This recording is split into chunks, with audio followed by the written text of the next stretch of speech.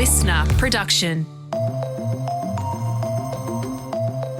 Hey, it's Antoinette Lattouf. Welcome to the Briefing's Best of Summer series, where we're bringing back some of your favourite and some of the most listened to deep dives from the year that was. And I know perhaps you're beachside, you're on holidays, you may even still be recovering from wild New Year's Eve celebrations. Well, I've got something that'll help sober you up.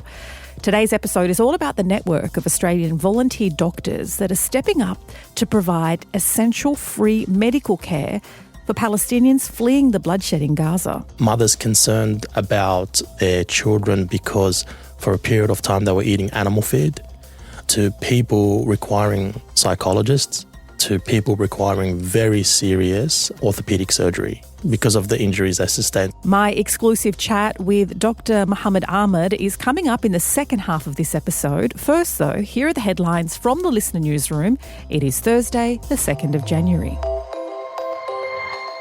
Good morning, Matt Layton with you. Tragedy strikes New Orleans as a pickup truck barrels into New Year's revellers in the French Quarter, killing 10 and injuring more than 35.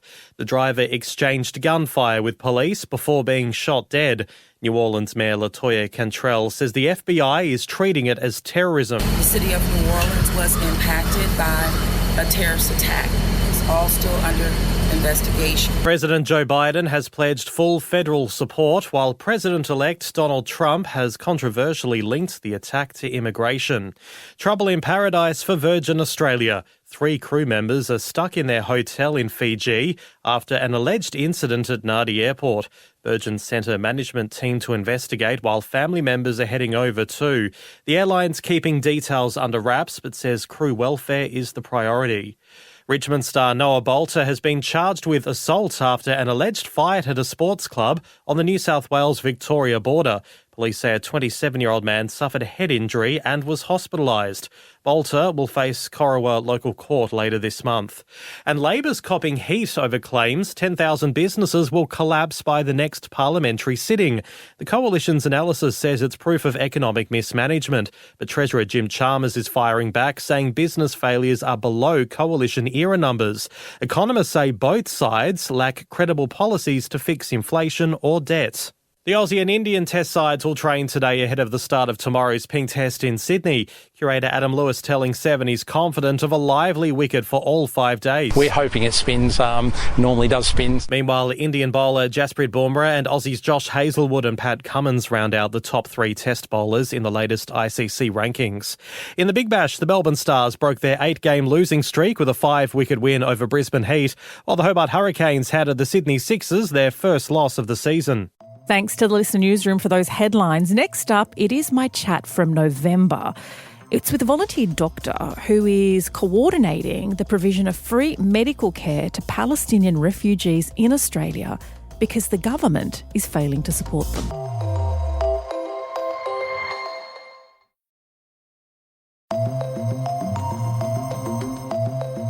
From operating on a Palestinian man who lost his arm when a church he and his family were sheltering in was bombed, to ongoing treatment for chronic illness, dozens of Australian doctors are providing free medical care to Palestinian civilians who have borne the brunt of violence and dispossession.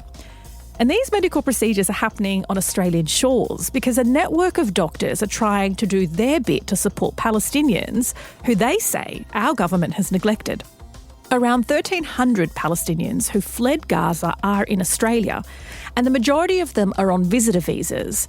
And unlike a humanitarian visa, this class of visas doesn't allow them to get any healthcare and it doesn't allow them to work in Australia. Dr Amr is the co-founder of the Palestinian Australian New Zealand Medical Association, and it's a not-for-profit that tries to help fill the enormous gaps in medical care for this population that's in such dire need. Dr Amr, welcome to the briefing. You're the co-founder of the Palestinian Australian New Zealand Medical Association. What exactly is its mission? Its mission is to provide medical care in the Palestinian territories in Palestine. And its mission is also to help establish good curriculums at universities in Palestine, and also to help establish good policies within the hospital through teachings and through our experience here working in Australia.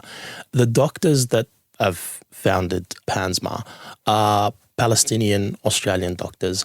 I think everyone on the board, bar two, were all trained in Palestine and studied in Palestine and worked there. So they have an understanding of how the system works there and what it lacks and what the people have access to in terms of medical care and what it lacks. And so we got together here in Australia back in 2019, decided to establish this charity organisation, and we were established in 2020. We launched in 2021. And we have not looked back since then. In our launch, we raised around roughly about $200,000, which was not bad for a first night launch. The launch was meant to be collecting money to provide medical equipment, which is also one of the things that we do. And so we were in the process of buying this medical equipment and getting it across to Gaza when the war started. And so we managed to send in our first batch of medical equipment on the 23rd of October in 2023, because we were halfway through that process. And so when the war started, we quickly moved, escalated things, and the equipment got through. And we managed to send our first team this year to Gaza. We sent 2 surgeons, an ED physician, and an engineer to help. And they were there for 3 weeks, performed over 600 surgeries, and helped in any way they can in the hospitals there. And, you know, the stories they've told us have been harrowing, and it's given us a real insight into what is lacking in the Gaza Strip. And since then, you've shifted focus over the past year or so, and it's become less about offshore medical help and now more about helping those here with unmet medical needs. Correct. Why the shift? So what happened is just over 12 months ago, so about 1 month into the war, the Gazans started to come through to Australia as refugees. And we quickly realised that we won't be able to send a mission anytime soon into Gaza or the West Bank Why is that? to help out. They were blockading. They stopped anyone coming through. There was a lot of turmoil. We didn't really know what was going to happen next, so we had to readjust. And basically, all these Gazans were coming through on tourist visas. They weren't coming through on humanitarian visas or, you know, what everyone colloquially calls the Ukrainian visas, where they came in and had access to Medicare, HEX, Centrelink, and all those things. So these Gazans came in on a tourist visa and had absolutely no support whatsoever. So we quickly had an emergency meeting and shifted to, you know, an organisation that works overseas to one that is going to take care of the Palestinians here in Australia. So what we did is we then went out and asked who would like to volunteer. And we were inundated with volunteers. And by volunteers, you mean medical and healthcare professionals? Correct, yeah. The focus was medical. And so we had all these GPs, specialists, physiotherapists, podiatrists, nurses, all kinds of allied health people volunteer. So we made a database of all our volunteers, and then we sent out a link for the Gazans to fill out if they needed a hand. So we sent that out to all the charity organisations. We liaised with the New South Wales Health Refugee Service, and we also liaised with other organisations that cater for the refugees. And how many Palestinians have registered for medical services? So the number of Palestinians that have registered for us are roughly about 400. These are people that have filled in applications and are registered on our database. But I would say we would probably have actioned over 2,000, 2,500 requests since we launched this. Can you give me an idea of the spectrum of things your team of doctors and healthcare professionals are treating, from the very serious to the most basic? So we see a variety of things. A lot of it is what most doctors would expect to see. The only difference I would say is the trauma, the mental trauma, and the violent trauma that they've sustained in terms of injuries, physical injuries. You know, they could be as simple as just requiring a checkup because they haven't seen a doctor since the war started. Mothers concerned about their children because for a period of time they were eating animal feed, to people requiring psychologists, to people requiring very serious orthopedic surgery. Because they've lost limbs? Correct, because of the injuries they sustained. So if I was to give you an example, one particular gentleman, so his house was bombed and he was found 300 metres down the road. His house was bombed and he somehow managed to be thrown out of the house through the window and 300 metres down the road. And basically both his legs were completely shattered. He said he woke up with people taking him to hospital, and then he was in hospital. And basically both his legs were shattered, and so they did a very quick patch-up job, the equivalent of a patch-up job you would do for something like that. And he managed to get through to Egypt, then subsequently to Australia. Now, this same man, unfortunately, lost 10 of his family members in that attack. He came through to Australia, and his family contacted me saying, these are his injuries. What can you do for us? And I sent him to one of our volunteers who's an orthopedic surgeon, very passionate, very active.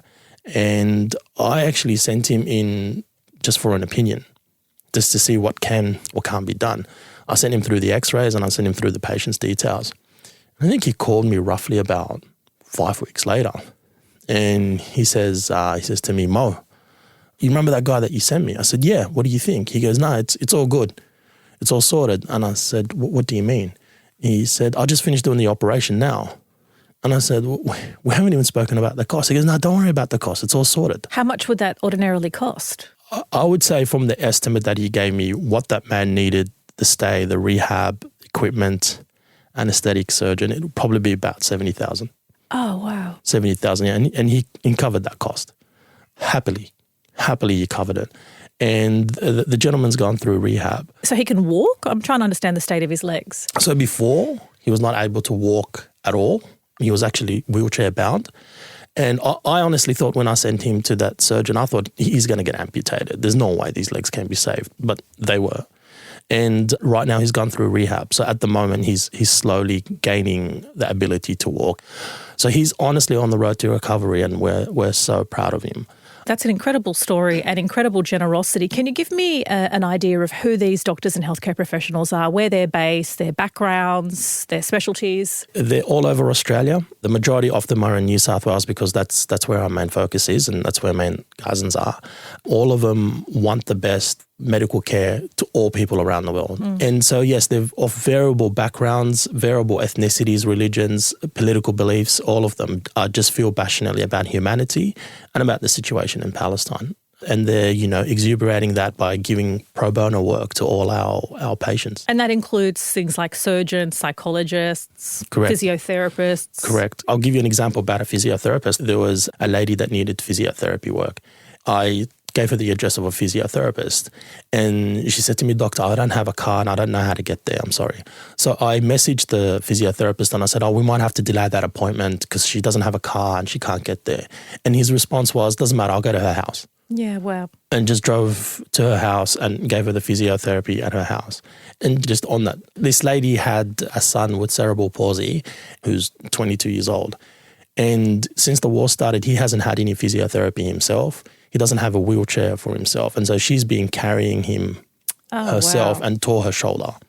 And that's what the physiotherapy was for. So he went there, gave her son physiotherapy and herself. And we also managed to get an OT to see him, to get him a tailor-made wheelchair for his particular needs.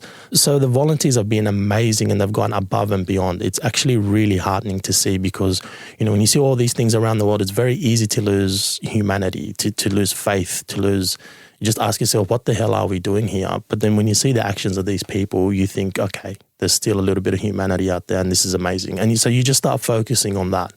But as a doctor, and given the visas that people from Palestine were given, the vast majority, do you think the government has failed them in not providing more support, understanding the conditions in which they fled? Absolutely. And it's unfortunate that humanity and war turns into a political game.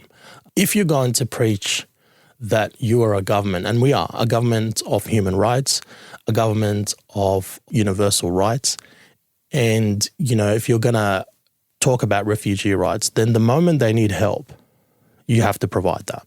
Otherwise, don't preach because that's what's happened here. And it was automatically turned into anyone that's coming from Gaza is a potential terrorist, right? That question was never asked with the Ukrainians.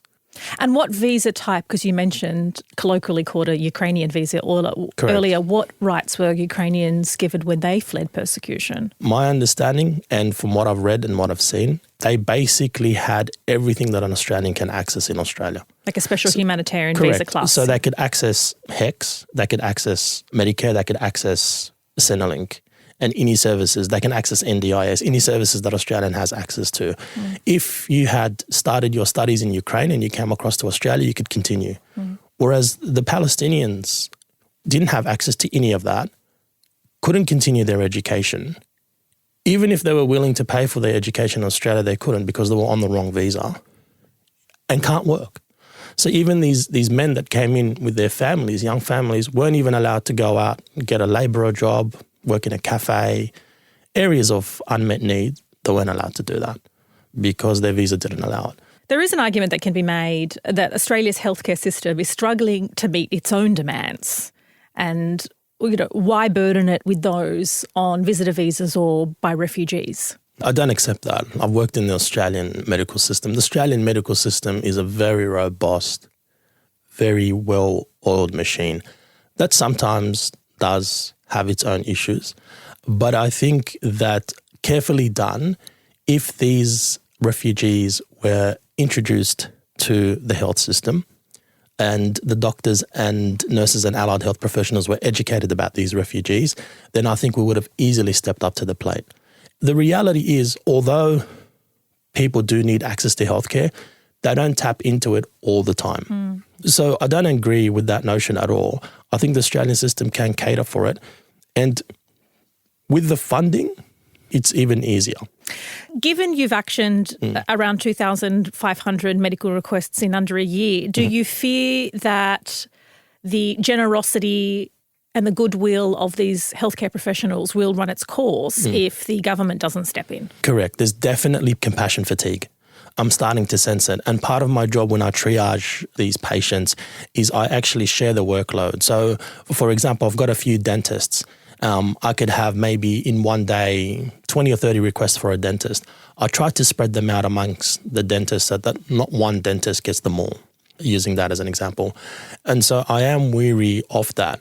The government definitely needs to step in. And if I was to be fair and balanced, which I try to be in most my life, the government is working towards that. Did it come quick enough? No, not really. I still see the passion in my volunteers, and we're recruiting volunteers all the time who are happy to work pro bono. So I'm relying on that. As a doctor, obviously your profession is to care for others, but how are you doing? Because not only are you triaging these medical needs, you're also constantly hearing stories of trauma, violence and dispossession. I was born in Palestine and I grew up in Palestine before migrating to Australia as a kid. So Palestine was always there. The story of Palestine has always been in the news, since I was a child, teenager, young adult. It's always there. So I've never actually left it.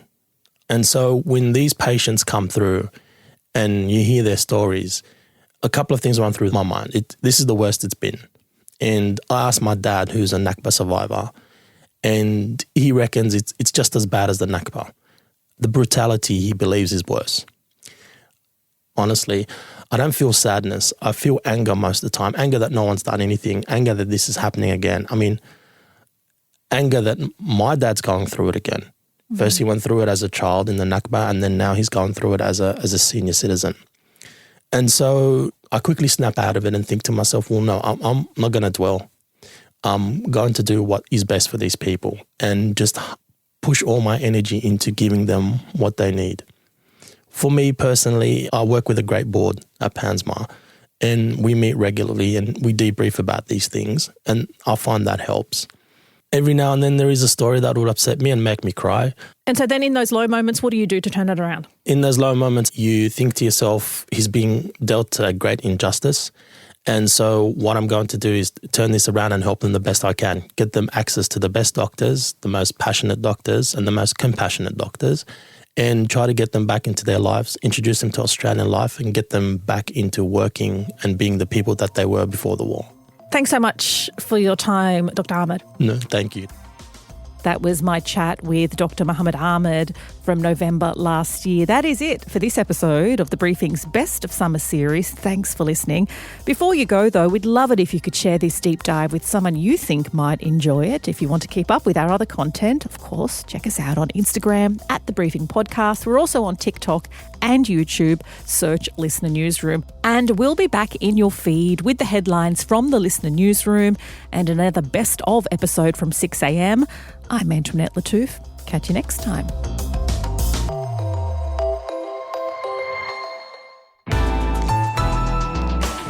Listener.